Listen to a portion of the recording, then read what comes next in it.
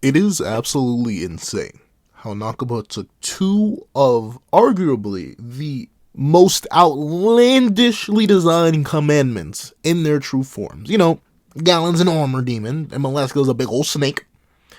He fused them together, threw a whole bunch of extra arms on their head for no reason, and made them look like an overgrown mushroom.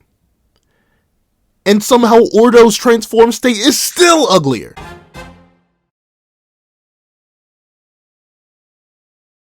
Thank you to our final patrons, Sinners Lancelot, Praise the Sun, Strawbones, and Aaron. Now, before we hop into this breakdown / review of chapter 69 of Four Knights of the Apocalypse, please do me a favor, leave your own list on the chapter in the comment section down below, leave a like, and subscribe if you haven't already. Also, make sure you hit that little notification bell so you miss out on any videos that come to the channel. Also, I do have a Patreon down below. You can support for as low as $1 a month to get things like exclusive videos, early content, and more. Now, let's get into the review.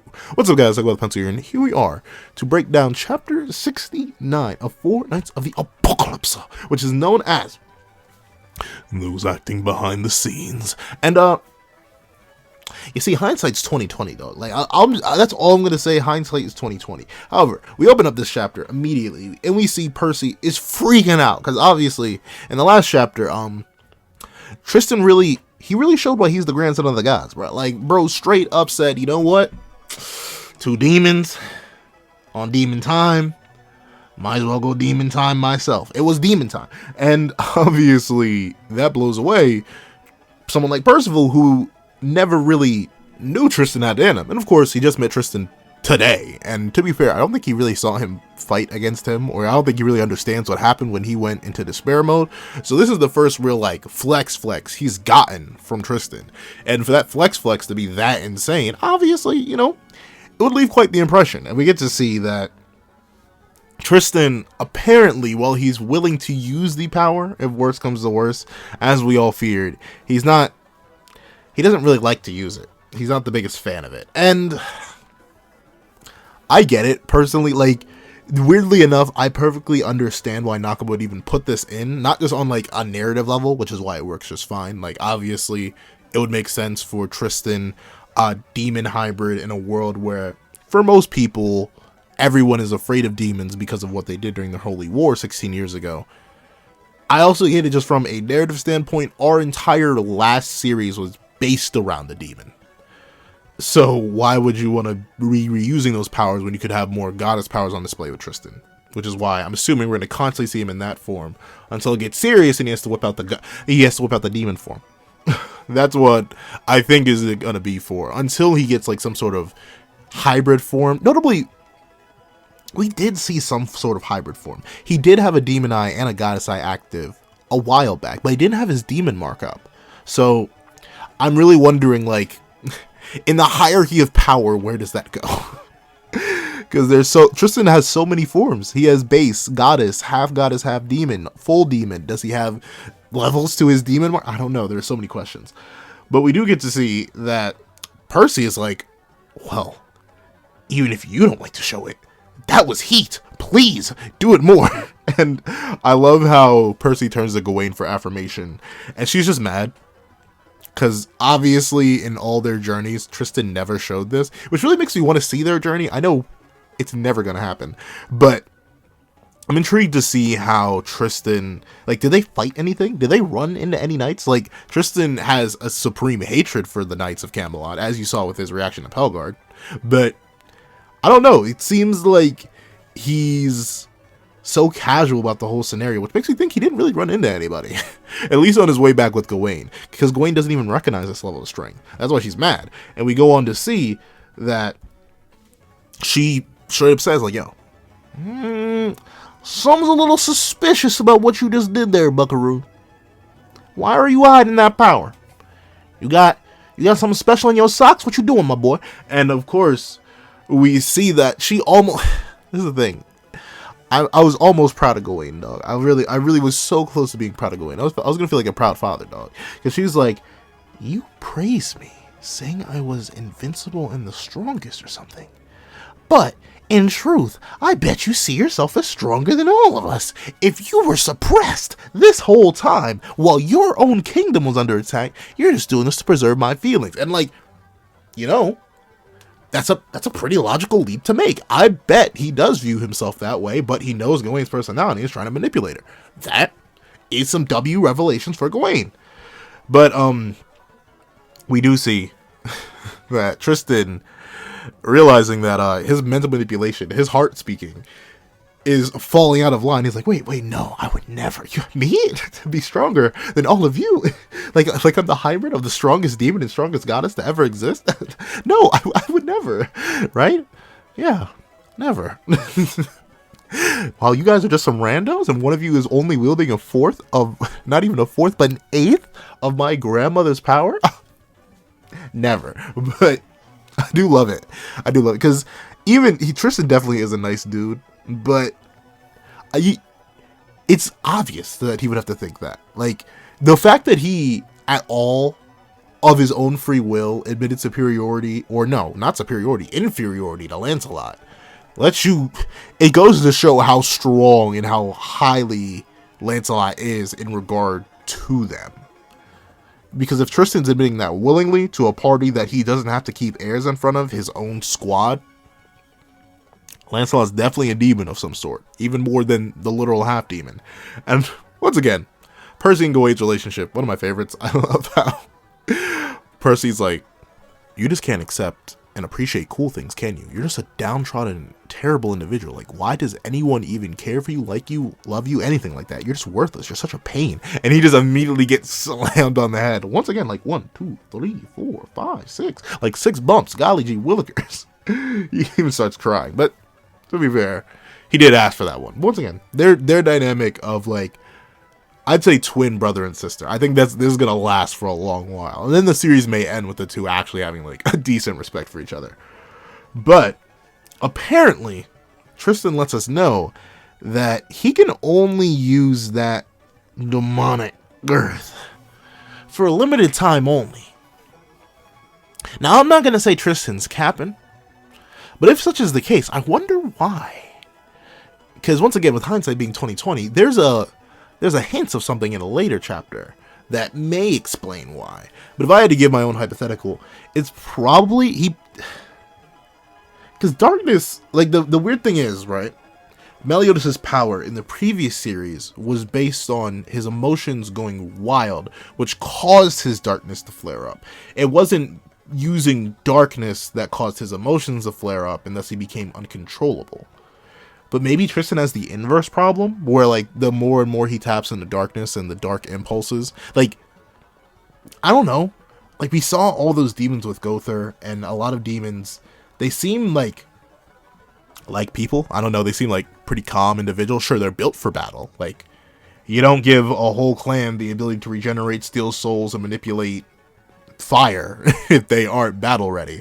But they seem like they can just be people too. But I'm assuming what Tristan's referring to is the longer he stays in demon mode, the more any predetermined destructive instincts that demons may have literally been programmed with. I was going to say be born with, but you gotta remember, demons were just straight up made and programmed by the Demon King. So it's highly likely that he has impulses in him that will override his common sense and logic, that will send him into massive murder mode. And obviously, that's no good for anybody, because the only person who could hypothetically stop him is chilling in the castle right now. But also, Lance isn't here, and Lance would likely be a person, when these guys are out and about on the road or something, that would restrain like an insane Tristan. And I do believe, one way or another, we're gonna get that. We're going to see why he can't use his power for long, because I don't think it's a lack of ability.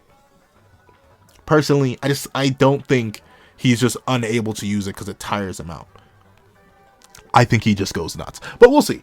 And because he even, like, Percy offers up the idea that, oh, you'll get tired or worn out or something, and Tristan says something like that, which obviously means it isn't anything like that. So I think it really is, he just goes nuts. And then Gawain immediately regresses back in character, like, oh, so I'm the strongest and invincible. And, you know, Gawain, Live your delusions. Live your delusions. That's why another big reason I think she may be the weakest end of series is because of the delusions. Like she may have a Vegeta moment where she like is standing back and watching all the other three knights throw hands with some individual being. Even though that's the thing, I have to make a whole video on. I don't know how this series is gonna last that long with just Arthur as our final big bad that we already have. But with that being said, I could see her having a Vegeta moment where it's like, the like button and the subscribe button are free, but also Percival, Tristan, and even you, Lancelot, you're stronger. I think I could see that moment definitely happening down the line. However, we do get to see that a certain squad is running up, and they call out for their boy, Percival. And Donnie and Nazian show up, and they're like, pardon me, but what? What happened here? Are y'all good? Did y'all fight those monsters? What's going on? And I love how Percy is like, I made one of them explode. But I don't know, I love the dude. But we do get to see that Nazian's, of course, is like, yo, Percy, you good? You alive? You breathing? And he's I love the list that Nazian's goes down, because not only Percy, he does seem to be in prime tip-top shape here. He doesn't even have any battle marks on him, but Nazian specifically says, any fractures, any bleeding, internal organ ruptures. Can you feel the last one? Like I could tell bleeding, I could tell fractures, but internal organ ruptures, do you know when you have internal bleeding? I'm not sure. I bet you'd be able to feel it. I think your organs have pain receptors, but you know, it's not something you think about too often. But of course, we see that Tristan rolls up and explains to them, like, oh yeah, no problem. Those were the 10 Commandments. They were defeated by the 7 deadly sins. And, well, looks like King Arthur said, if it ain't broke, don't fix it. So he decided to use them. And then we get to see, and I love how Tristan phrases it, because it goes to show the difference in perspective between characters, right? Tristan's like, oh, they were resurrected by King Arthur to be used as pawns. Meaning, if we're just going to go with the general chess allegory that we're getting here, pawns, they're worth 1 point. They aren't that crazy. Like, they're kind of fodder. You can get rid of them with en passant, of all things. They're worthless.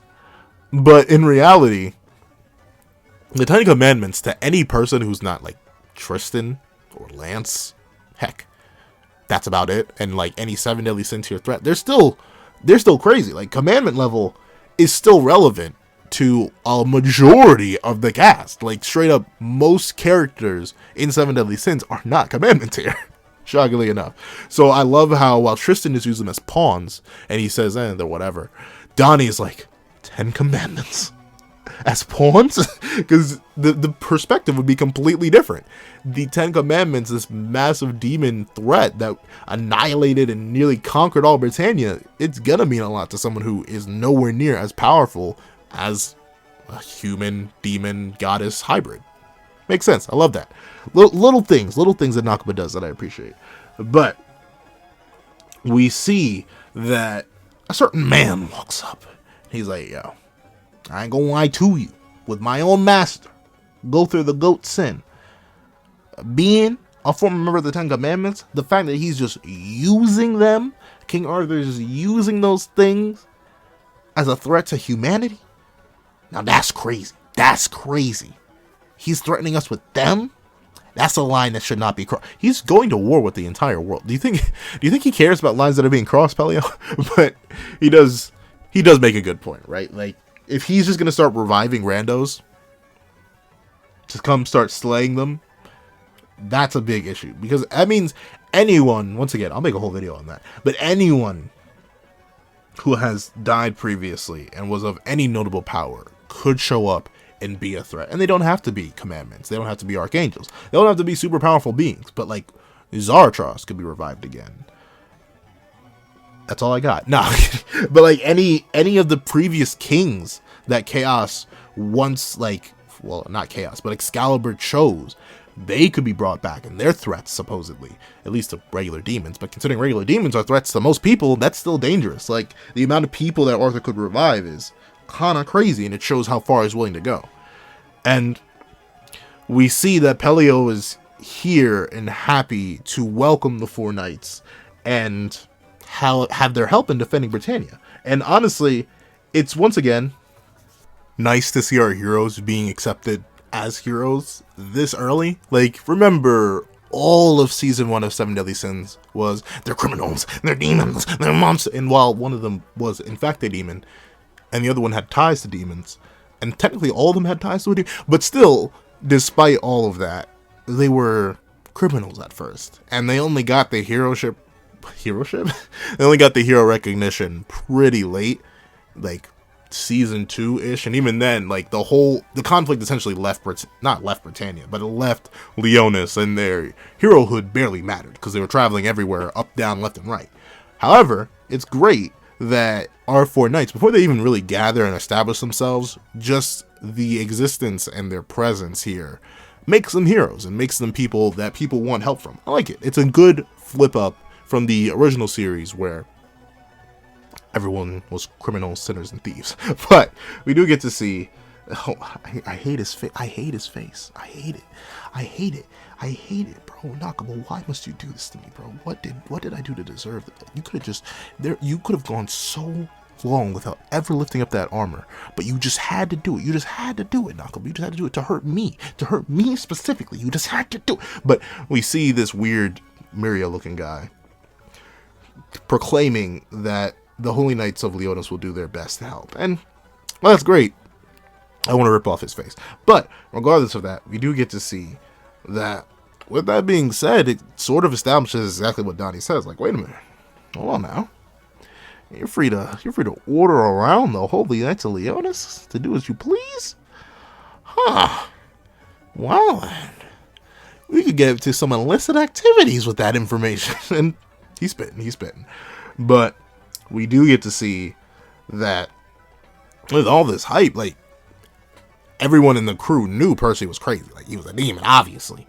But they didn't know it was that crazy. They didn't know he was that heat. But with that being said, it once again puts into perspective Nasian's, Donnie, and Anne's narrative value. They're like, wow, Nakaba really is going to kick us out the narrative. Like, now.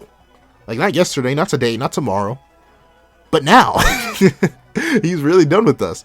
And once again, it's crazy to see how while these guys are having their little existential crisis about how the fact that they're not going to be relevant anymore, even though they barely were relevant like 10 chapters ago at this point, we see that Percy, he's just vibing. He's enjoying himself. Now that he's famous, rich, with money, access, and power, he's that boy.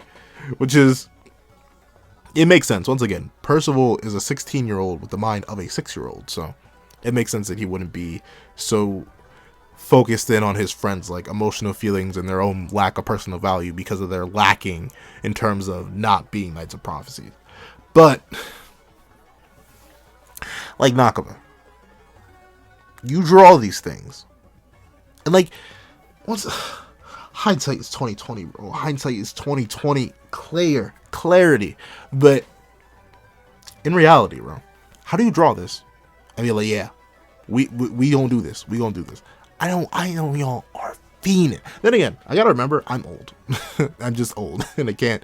We don't do this. But like, Gawain, go get some clothes, bro. Just please go get some clothes. Like, I don't care how amazing the tries are. I see the traps. The traps are looking fire, but your clothes aren't working as the best traps. So go get some new ones. But we do get to see that her main desire, right now that she has full prim, proper, and really royal privilege as a top tier in the verse in terms of just raw importance, narrative importance. I wouldn't say she's a top tier in terms of power.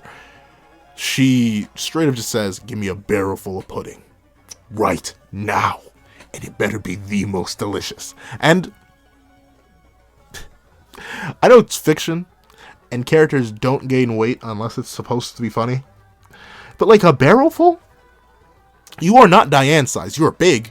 Don't get me wrong. You're like 8 feet tall if we're supposed to go with some of the perspective we've gotten. But a barrel full? Like, could all of you really eat, like, just for their size perspective? I don't think the largest man on the planet could eat a barrel full of pudding. Even if you just straight drank it. Like, I don't think there's enough room in the human body. But I love how the idea of that just has both Donnie and Anne being like, what? Like this is one of the knights. Like they knew Percy was a baby, but they're like, oh no, there are two of them. But I love how, because once again, just because of the knights, the holy knights are like, wow, the like button really is free, and so is the subscribe button. But also, it'll greatly help out the channel if you hit those. And thirdly, all right, we'll have the castle chefs make it right away. Like, they're really taking this seriously. And to be fair, it is better to keep your, like, mass dangerous weapons under control, because essentially that's what these guys are. Like, they're sentient, reasonable human. 3 of them. I mean, technically they're all human in a way, but to various degrees of humanity. They're all sentient creatures capable of mass destruction. Like, that one tiny Percy made an explosion that big. If they were ever to become unhappy, Meliodas would body bag them. But outside of that case of Meliodas body bagging them, if they were ever to become unhappy and just turn, who really stopping them before they take out a whole section of the kingdom? So it does make sense why the knights are like so gung-ho about pleasing them immediately. And I love how Donnie, even though he's blown away by the stupidity of the request for a barrel full of pudding, he immediately starts pushing Percy like, yo, make a request. Go crazy. Go stupid. Request all the money in the world. Get all the liquor. Do everything, Percy. But you can see Percy plotting evilly while Nasians is like, please, we want to give him a proper moral compass. Please do not, I'm begging of you, make him into a power-hungry, pudding-hungry nutcase. But we do get to see that Percy, he thinking a little bit too hard. And notably, we find out that Lance, well, not find out, we knew, but Lance is just gone. Even Anne, of all people, was the person to point it out first. She's like, wait a minute. 1, 2, 3, that ain't 4. Where's Lancelot? He's not in the door. And Tristan's like, oh yeah, he did say he was heading towards the castle. Oh well, whatever. Like, once again, subtle things. I love how it shows the trust that Tristan has in Lancelot. Like, he's like, yeah, pretty much nothing here that I can sense would be able to stop him. So if he's off taking care of someone, he's off taking care of someone, whatever. I think that's neat. However, we do get to see that Donnie, he's just laying on the pressure. He's like, yo, Percy, if you don't request every last bit of their treasury fund and then immediately hand it over to me, I will levitate you to the sun. And Percy's like, fine, pudding it is. I love how Donnie's so disappointed. He's like, wait, I take it back. No, not that. It's beautiful. But we do get to see that Tristan is like, pudding ain't too bad, but a lot of y'all are half naked, so let's just get you some clothes real quick. And it does make sense. So ironically enough, yeah, Tristan is, I'd say, the only person whose clothes are like fully intact. I think Anne's clothes are fine too. Like, I'm looking at the previous chapter, Anne's clothes are fine. I know Nasian's has a hole in his shirt, and obviously Percy's whole stomach is exposed. And then just look at Gawain. So obviously some new drip is needed, which is why I do think Nakaba did deck them out in the cover page. And now that I think about that, that does make sense.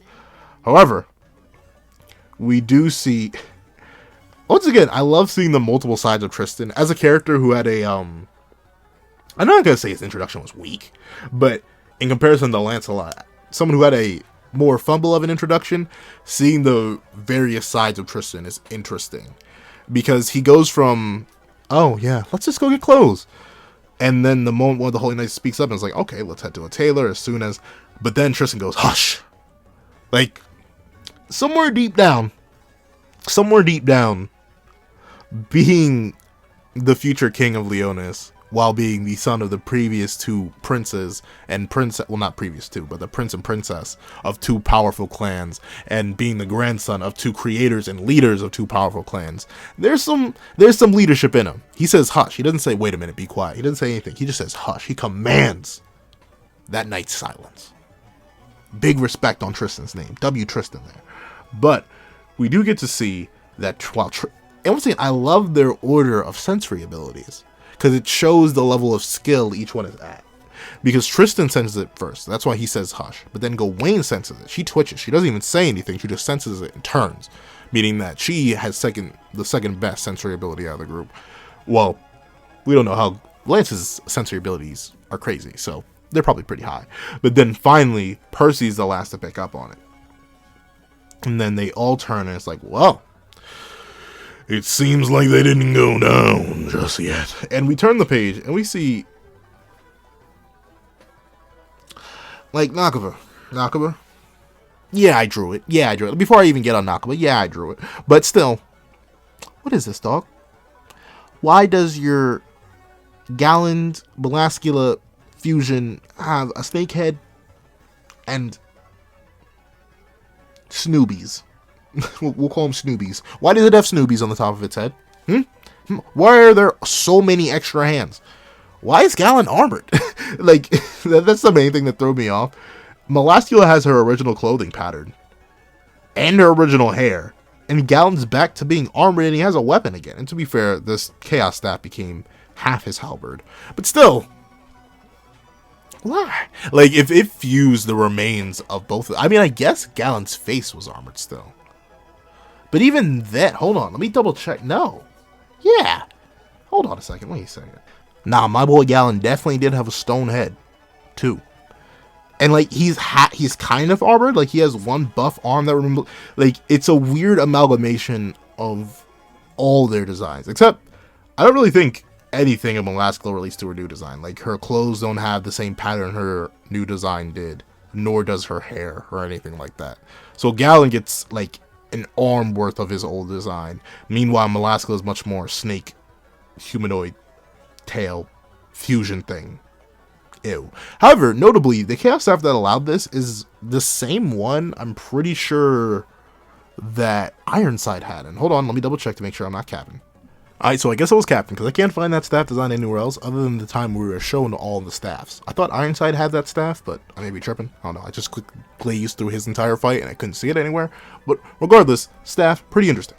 On the topic of the design, I'm not going to say it's, like, awful. It's not, like, Ordo.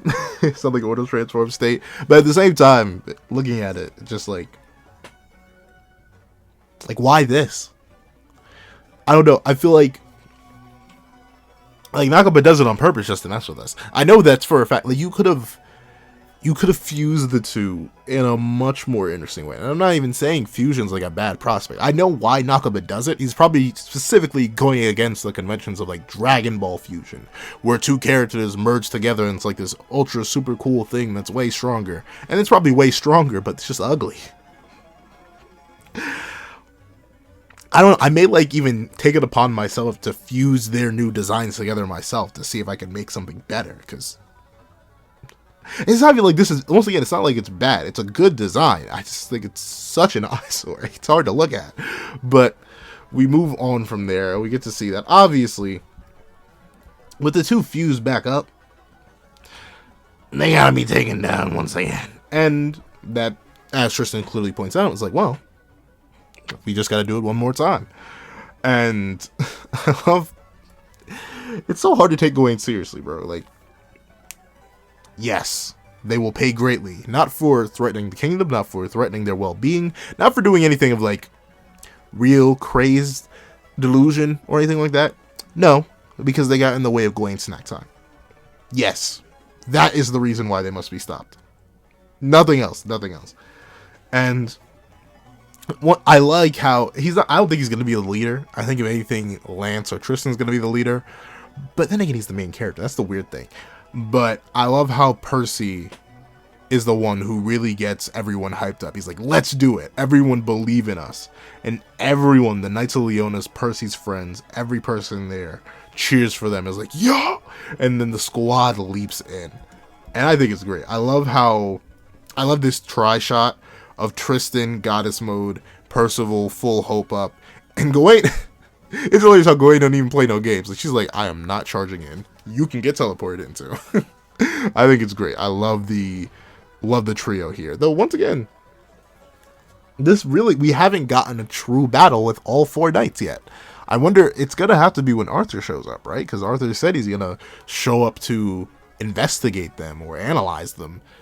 I'm assuming that's what Nakaba's saving it for, because it's great to see these trios go against this one being, but I want to see all four jump somebody. Then again, now that I think about it, we never really got the 7 deadly sins as a whole unit jumping at anybody. Like, whole unit until the Demon King, right? Yeah, because Ten Commandments wasn't. Mael wasn't. Hendrickson wasn't, because Escanor wasn't there. Neither was yeah, we never really. So who knows? Maybe it'll be a 7 deadly sin situation where we'll always only get at max 3 of them fighting together before the end of the series, where they all truly band together against Arthur. I mean, I can't be mad at it, but still. The interesting thing is, though, I wonder, I mean, maybe because he just used it, that's why he's not going demon mode, but like, dude, Tristan, just pull out the fact that the like button is free and so is the subscribe button. But no, seriously, just pull out Demon Mark. End this. I feel like you could end it yourself. The way you bodied Malaskia by literally just diving through her, I feel like you'd be perfectly fine just annihilating this thing on your own. Once again, maybe trying to keep the power balance up, or the facade of a power balance. But we do get to see they all lunge in and they do their darn things. Tristan goes and slices at the faces, mainly Malaskia's face. He has a vendetta against that woman because he immediately tears up her face. Percival, he just does a generic swing. Like, I'm not even sure. Seemingly, he's even out of range. Like, he swings way before he even reaches. Interesting battle technique, Percy, though. Assumedly, his blade extended. And then Gawain teleports Rita, or Lita, whatever it's going to end up being, into the construct, the fusion, as she planned to do, and as she did do with Galland earlier. But not only is this hybrid completely unharmed, but also it threw off teleport.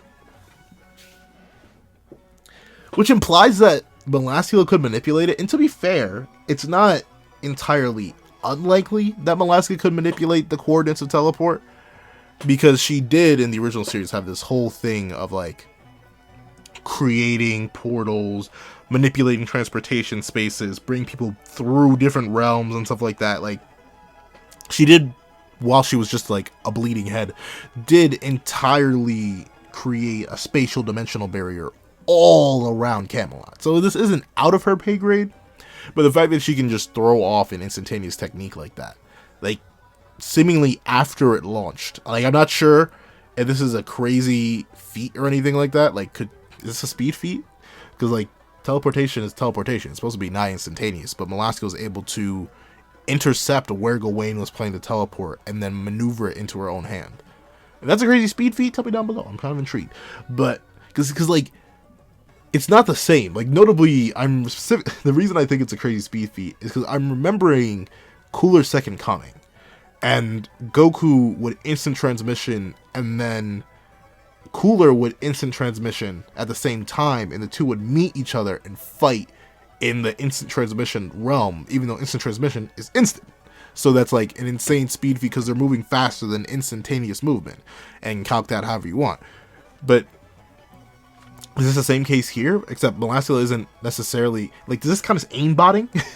Like, does she just throw off the spell, or is she specifically interacting with the spell even though the spell skips travel time?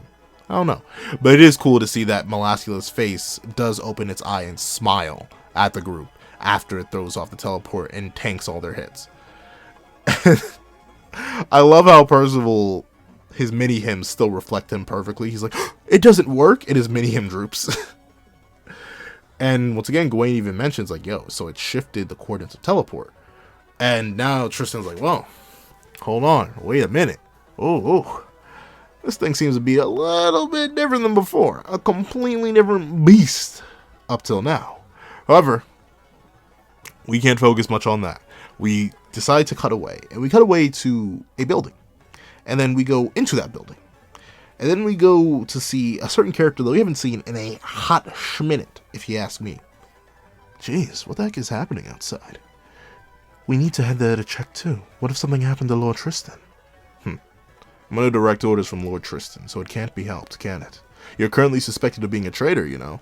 And we see Kion and Jade. And notably, notice how we haven't seen Isolde, because she's irrelevant. Nah, I'm kidding. But we do see these two. And it's actually interesting that Jade does keep Kion under restraint, and that Kion doesn't seem like a super physical type, so I get why he's in regular handcuffs, but I don't know. It's been so long since we've seen characters in Seven Deadly Sins in regular handcuffs, because usually any person would just be able to like flex and break them off. Like, I don't think any of the four knights would be held by that, but I guess maybe like Donnie, Anne, and Nasians could still be held by handcuffs. So it's so interesting seeing Kion just like folding his hands, cuffed together. But it is cool to see these two. While I still believe Jade is a non-character, the traitor of Kion is still infinitely interesting, and I'm very excited to see where he goes from here, especially considering the narrative that gets developed with him. But then again, once again, hindsight 2020. And we see that apparently this is some sort of interrogation scene. Like, they're in a pseudo cell, like, kind of dungeon thing, and Jade, of all people, is interrogating him. I get it. The kingdom's probably very limited on resources right now, considering it's under attack by two former commandments, and their king, who could have easily one-shot them, is just currently vibing. But I get it. He's protecting Bartra, but whatever.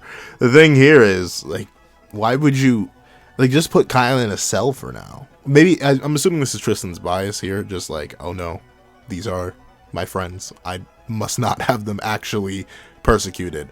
But it's kind of crazy how Jade, of all people, is the one interrogating Kion. Like, yes, Jade has interrogation skills, because I guess he does. But he does push Kion. He's like, yo, answer me, Kion. Are you in the white or in the black? Depending on your answer, I may not be able to forgive you, childhood friend or not. And, okay. Whoa. We got a man over here. He may not be able to forgive Kion. Just put him in jail, bro. Put him in jail. However, I'll give Kion this. His response is quite even. No matter what happens, no matter what methods I must use, no matter if I end up suspected of treason, I will protect Lord Tristan. That's all. And,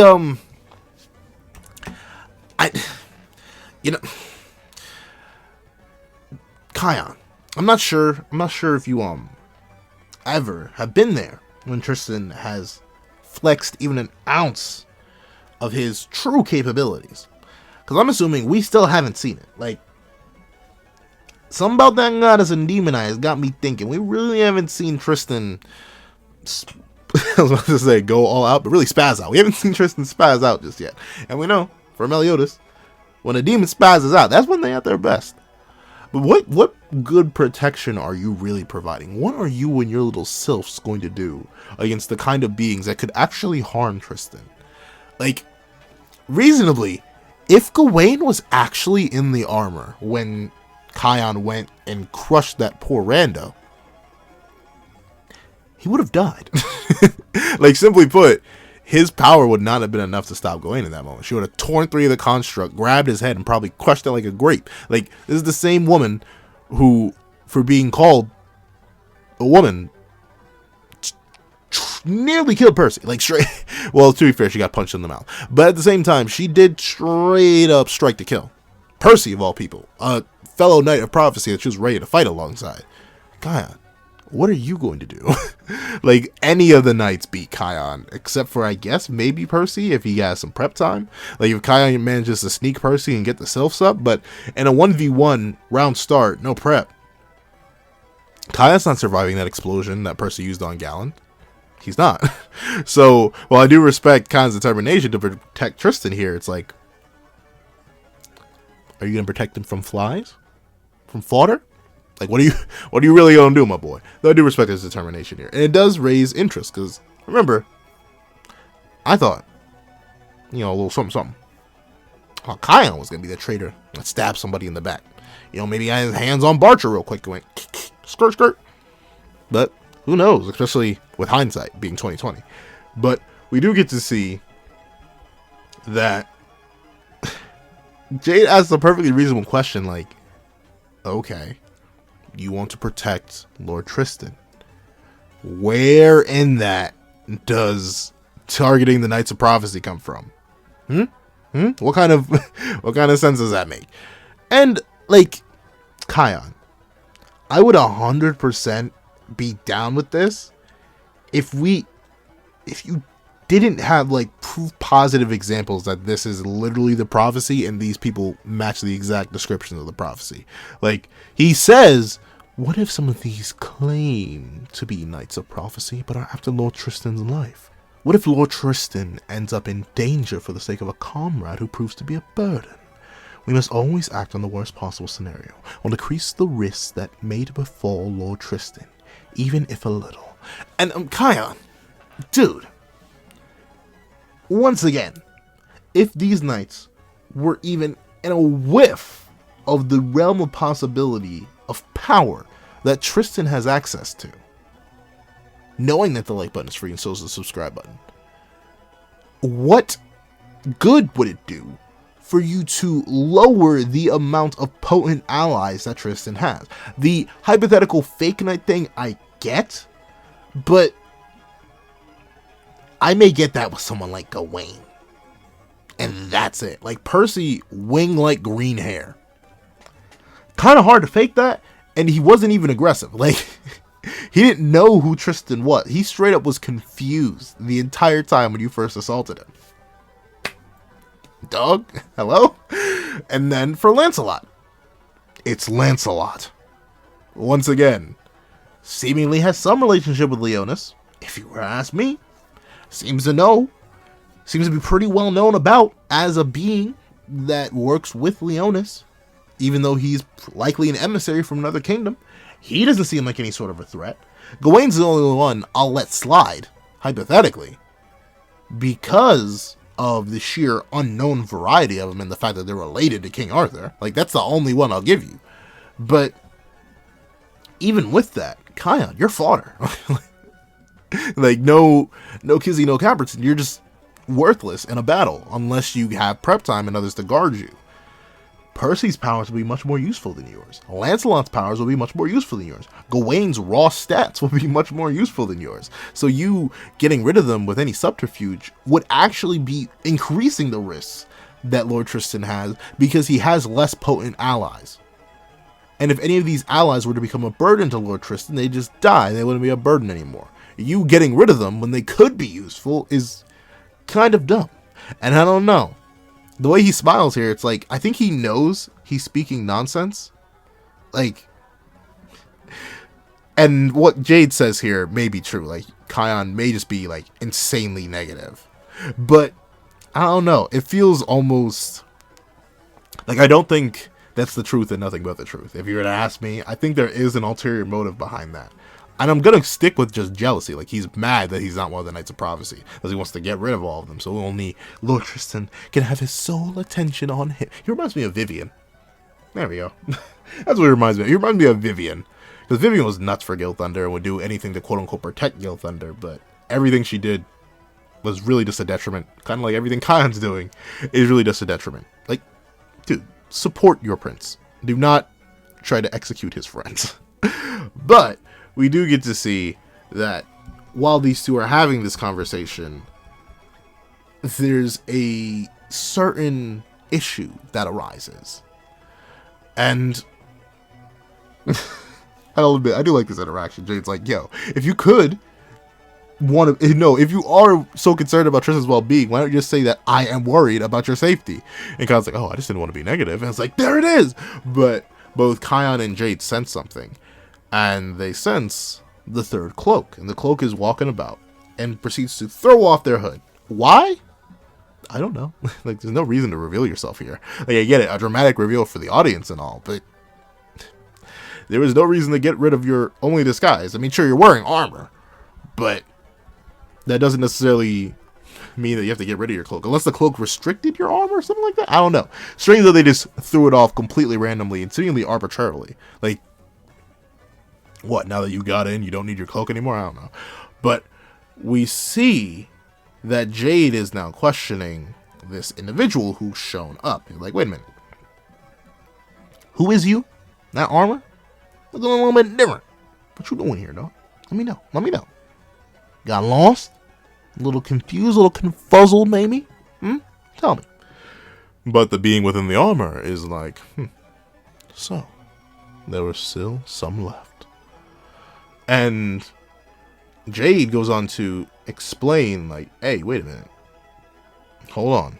Where are you going, man? Up ahead is the section containing criminals involved in state matters.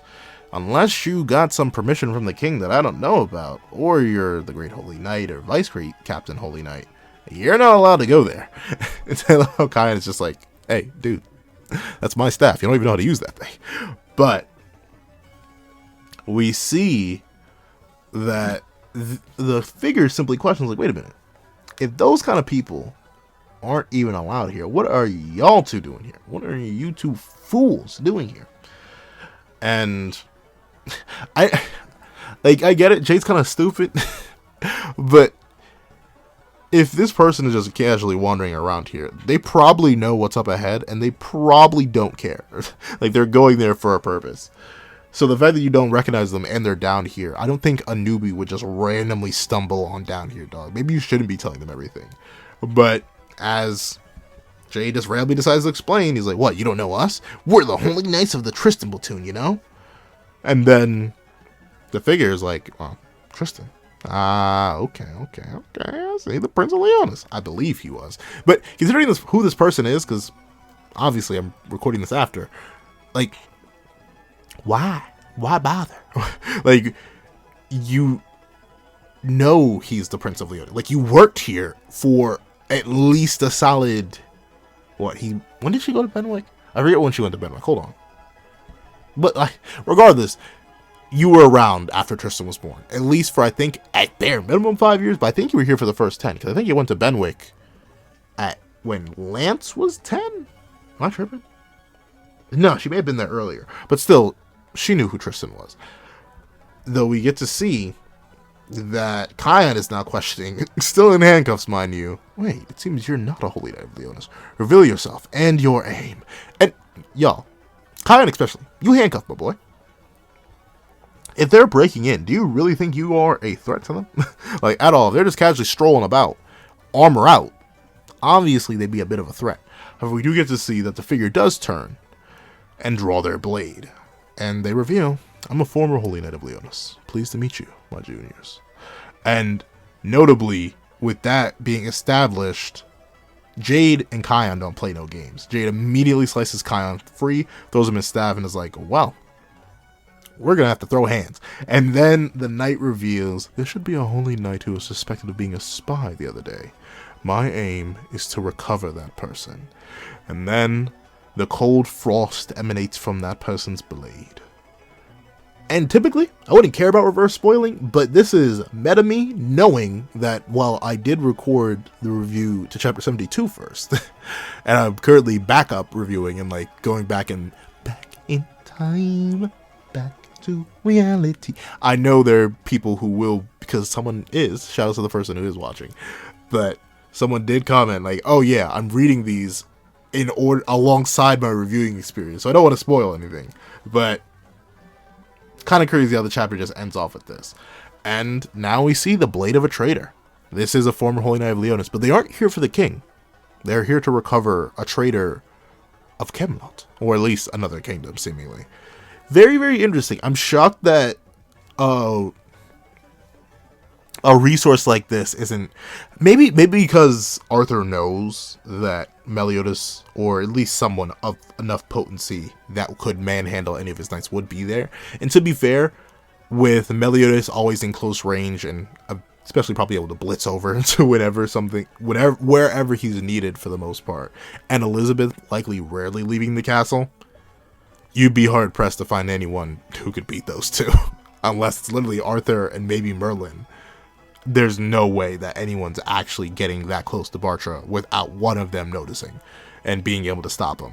So, I get it, but very interesting. Arthur has one issue with Leonis being their information from Bartra, but doesn't seem to do anything about it. Like, at least, maybe there have been attempts before that we just don't know about, but come on now. Arthur, step your game up, dog. However, this chapter, very, very solid. It was a nice way to cap off the previous chapter of Tristan Go and Demon Time.